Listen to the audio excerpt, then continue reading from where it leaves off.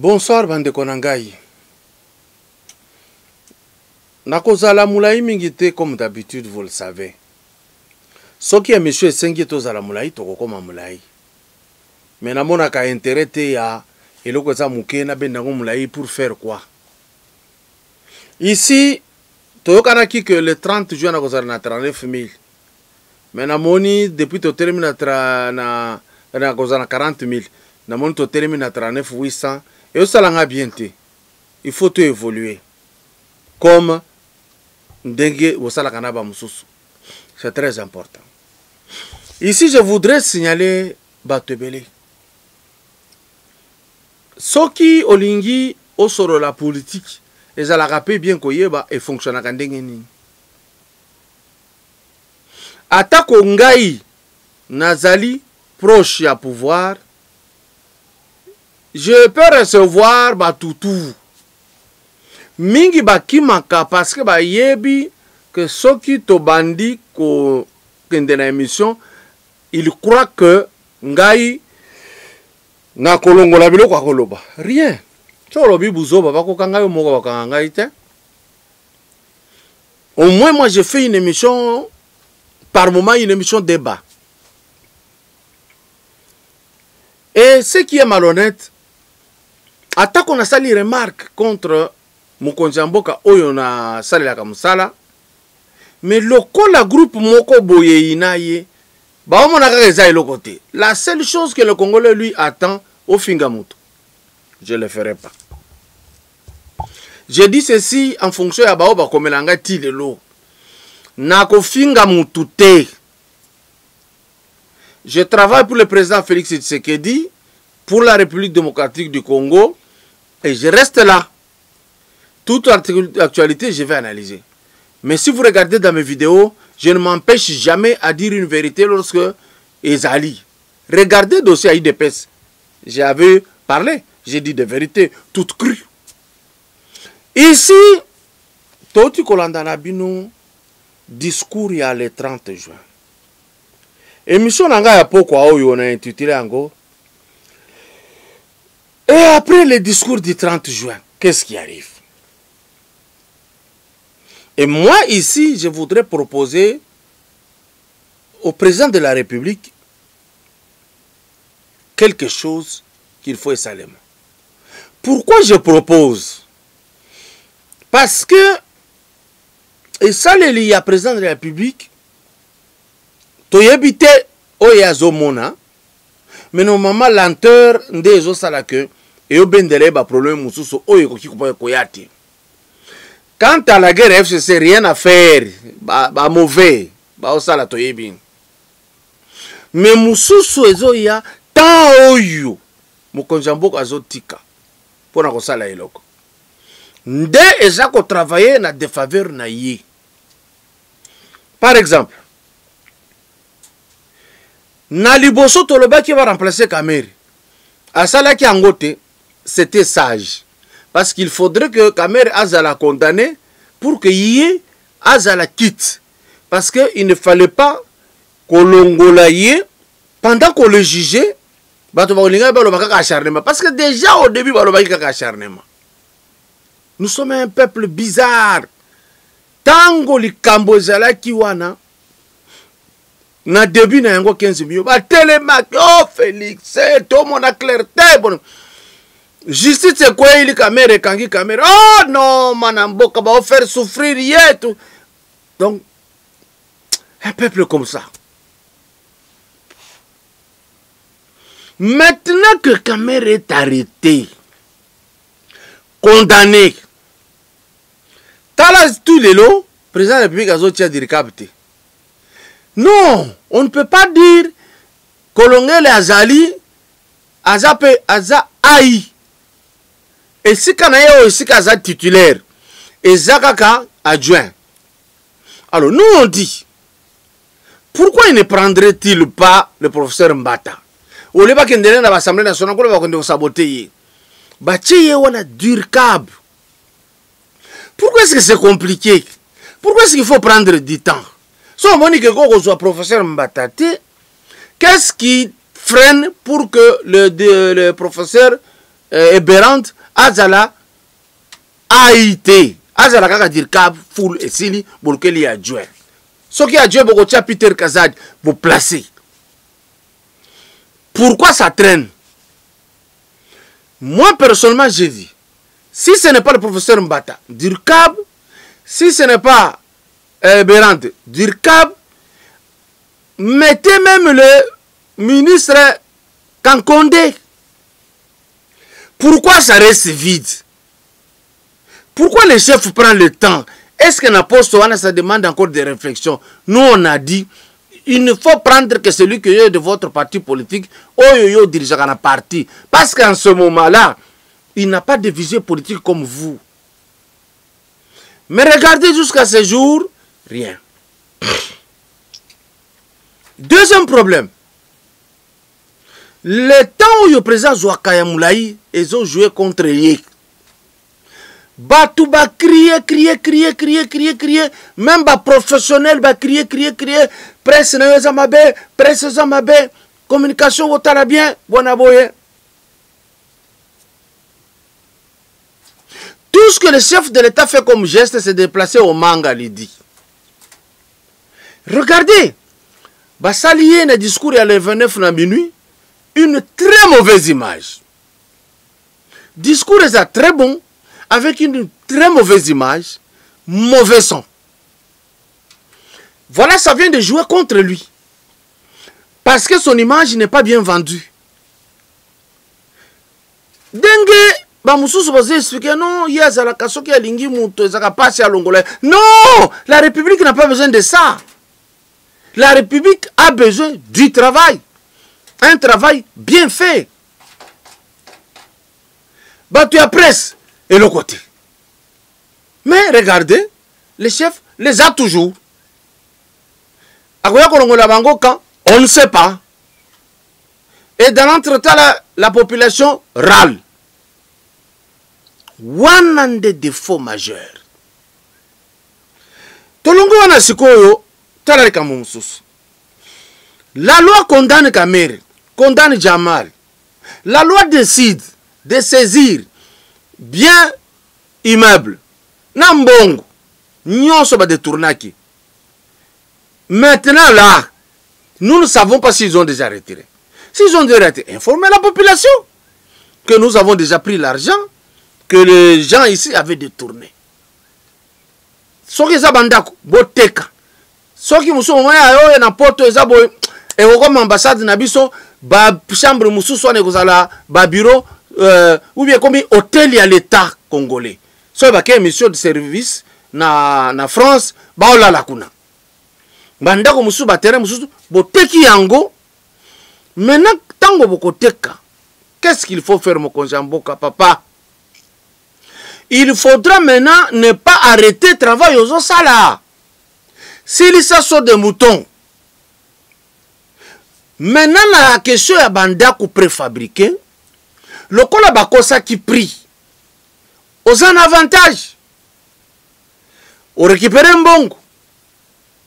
Ok, si koko somba n'a pris assez. La condamnation est que le chef de l'État avait fait un très mauvais casting. La condamnation est que il ne fallait pas toujours attendre que Baïba Pobo Gangabato. Il faut anticiper. Maintenant, cette fois-là, c'est au besoin bongo. Tinda tabatu 5, na même milieu, bato baye bandité. Osana proforma. Le plus offrant, ozui. Bosombi Pobo Sili, ça va préfabriquer. Il y a Bas-Congo, il y a Sud Kivu, il y a Kanangara et Mboujimai. Mbongo ya likolo. Bopesa misara na ba Congolais. C'était une grave erreur aussi de la part du chef d'accepter que Kamere a memelaye oyo mutoyo ya muibe obeta miso pai jamar. C'est l'erreur. Il ne fallait pas revenir dans cette erreur que le chef de l'État oyebaki ango déjà avant que Bakabila ndenge ba Géraki ezadaki marché tout ba otika ba Congolais bazopesa ba tumususu. Maintenant là, nous sommes bons à l'icolo. Oyo bokozala, bosi bo récupérer. Bo pesa bana mboka musala. bayebi déjà que son na sali foin bakangi. Si vous voulez des garanties, c'est mieux. Oya ndimi kozala na société ya mutu mwindu ya Congo akosala musala ya 100 jours ya chef de l'État. Après sa garantie. C'est-à-dire ceux qui musala na ya 5 millions, après ça na biso 5 millions ya ye ya société na ye, batie na banque. To futiye asali musala pa asili a récupérer bénéfice na to zumbongo na ye o ya garantie, ya caution, to zongiseli ye. Parce que tant que je pèse na Congolais musala, ce n'est pas quelque chose qui demande l'étranger, pas du tout. Parce que nga na tongi par exemple ndaku na ngayo za kitoko. Venez voir. Na tongi yango na ba Congolais. Bosombi ciment, bosombi kayas, bosombi biloko ezawa. Ça fait fonctionner les gens. L'État aya ko somba zelo na bato ya ba Congolais bazozo zelo na pa ou bango moko et puis ça bango makasi. Ba changer prix te mais l'État sombi ebele ba moni que ba ola la te sombi bango boko verserenga zelo awa au moins 1000 camions. Au moni ba ko vivre bien batuana. Na ibi bango abazana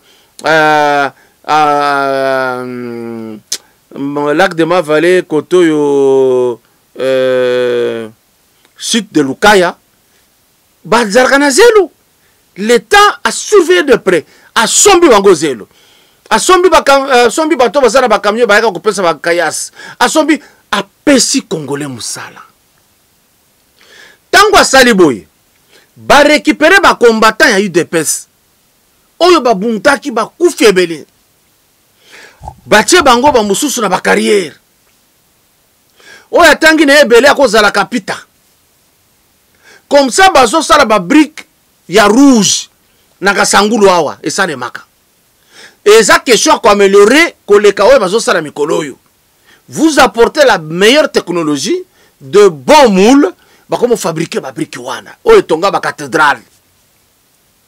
Tango ba fabriquer kaka ba congolais ba ye ko zua ba ke ko tonga banda kwa l'État. Sima jana Lukaya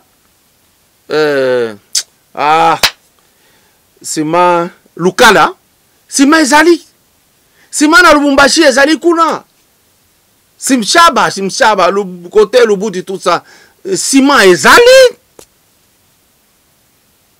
je dis sima na Kasa Oriental ezali belé oyo banana ba exploiter wana nde na niveau na so bozangi matériel nde bosali ka moi contrat na ba chinois en les obligeant de ne jamais engager leurs frères qui viennent ici côté mo la ba ka niveau kaka congolais moko ne ba ko travailler bino boyeli biso kaka haute technologie. Vous pouvez nous amener quelques ingénieurs associés à nos ingénieurs. Comment l'État congolais a formé batu na bâtiment, a formé batu na aviation, a formé batu na mécanique aviation, mais c'est que ne ko louer batu de banda. Ça c'est quelle politique ça? Ainsi, occasion yango le chef de l'État. Babandi kotonga ndaku na ba Congolais batongi ndaku. Quand esili batiango pe kombo. Batongi yango na Congolais. Okomona eko résorber crise. Mbongo mususu eza déjà wana na maboko na bino chef de l'État. Oyo soki bo retirer. Bo financer élevage na agriculture dans toutes les 25 provinces. Ndegeni. Oyo monsieur Teimans bakangaki ya Rao Bank. Azongi saki mbongo par un chèque de 35 millions de dollars. Et ça la Banque centrale du Congo. Monsieur le chef de l'État, bon zelani, vous récupérez cet argent parce que vous aussi bokangi Jamal. Ce qui vous musala après tout ça parce que Teimans c'est condamnable.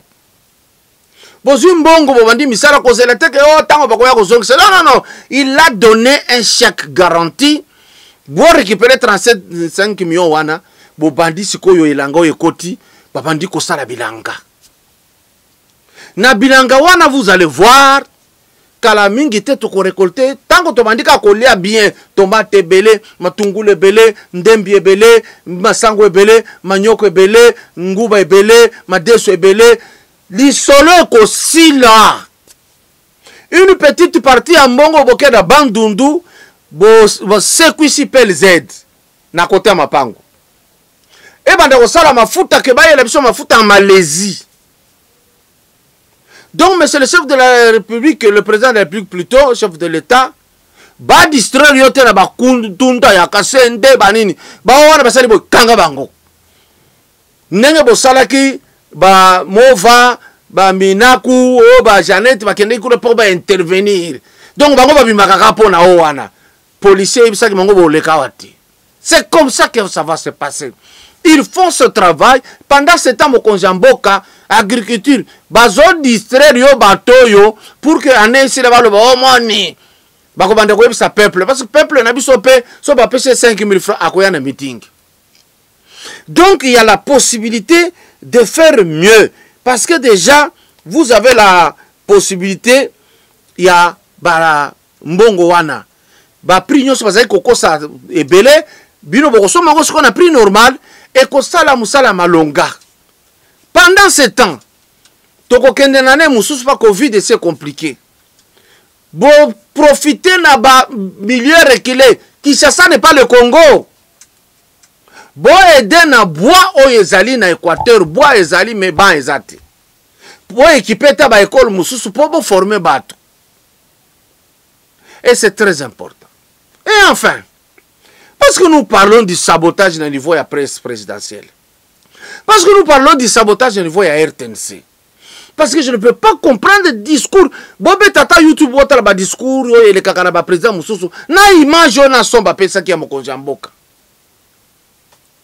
Quand cela ne tient, qu'est-ce qu'il faut? Il n'est jamais trop tard pour mieux faire. Simple affaire, c'est quoi? Le même discours. Tout matériel, il y a bien, son, il y a bien, biloko tout bien, bien étudié, bien balancé. Mon conjoint sali ango, ce discours moko kitoko makasi depuis babandi ko sala ba discours o eleki. Et puis to babandi ko expliquer ba discours oyo na 4 langues nationales pendant 2 mois chaque jour ezoleka. RTNC za ya mbongo ya Congo eza ya privé te. Et chaque fois makambo président salaka eleka mukolo moko puis elimo esili. Pour quelle raison? Pour quelle raison? Essayez d'y penser et vous verrez que les choses vont s'arranger de soi et ça aura de biloko bien quoi. Na situation mususu na ba dossier mususu ezali faute de que mokonzi mboka kende malembe neti ya ba armée ba sécurité toyebi. Mais mususu ezo senga lanter wana te. Ça joue en votre défaveur. Excusez de vous le dire, je m'incline. Si nous ne le disons pas, nous allons le dire à qui? Parce que les gens qui sont à côté attendent que vous échouiez. Et ils ont ça la bango esengo, soki mboka e comme na passe. Bande konanga na suki wana pona information ya etali après le discours du chef de l'État, tokoki kosala nini. Émission Ekolanda na kosala sikoyo analyse sur le discours de Ambongo.